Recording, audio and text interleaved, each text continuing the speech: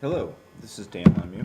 I'm unable to be at class today. I found out this summer that uh, the class at the day of this meeting was the same day as a major robotic competition. I'm currently at Gorham at University of Southern Maine with 5 robotic teams. So what I've done is created 3 videos. This first video really is just hitting the highlights of what I actually did with my implementation plan.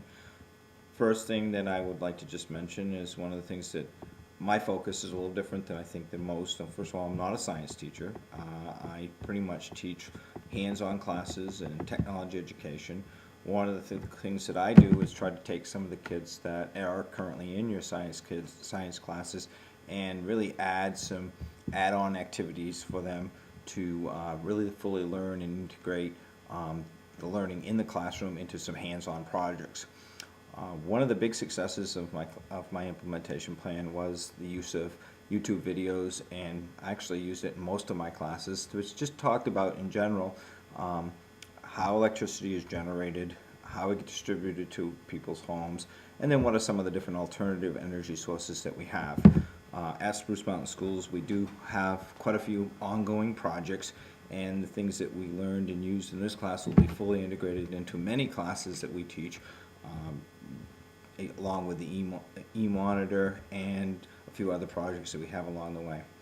The first biggest success that we had in our class was the use of some web resources along with the videos, but one of the resources that I really thought was interesting for kids to see was looking up and finding different power plants in our community, our local community. So one of the resources I found here, which is called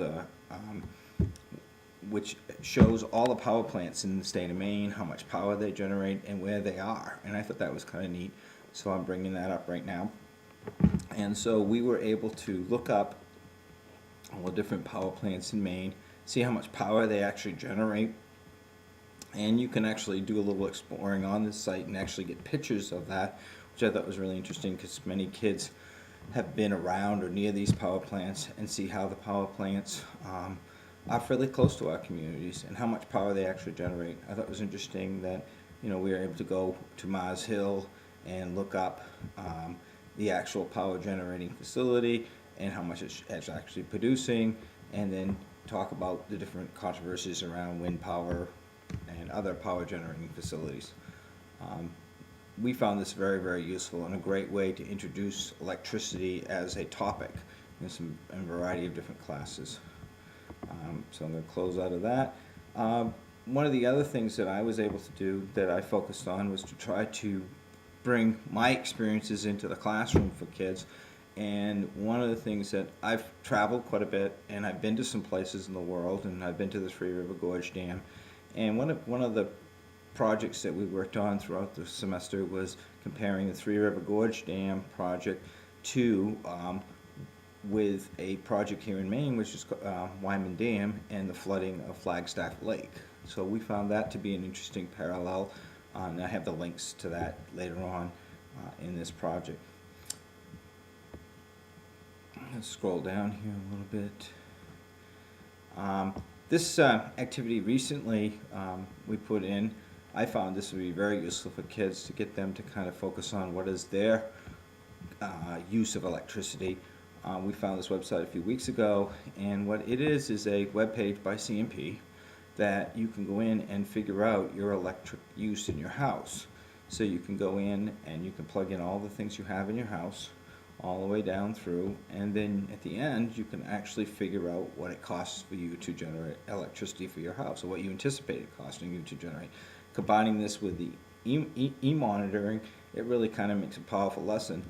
The thing I liked about this was I was able to kind of personalize this a little bit for the kids. I told them to go in this entertainment office area and check off the appliances that they have in their house, in their bedroom, and then said to them, well, let's say that all of a sudden one of your parents loses their job, you want to help out by reducing how much your electric bill is going to be next month. How could you reduce this? So kids are able to check off what they have, calculate how much electricity is, how much it costs, and then go back and say, well, I'm not going to use my television in my bedroom next month. I'm going to get rid of my fish tank. I'm going to do some different things in my bedroom, and then see how much energy they could save, and then what was the price trade-off doing that. I found that very useful, and also I think it's neat for the kids to look at their own personal use versus the whole family or a whole group of people. I found that to be a great teaching tool. Down below here are the websites that different links to different websites, and transformers, high voltage, alternative energy. There's some also really interesting tidal power.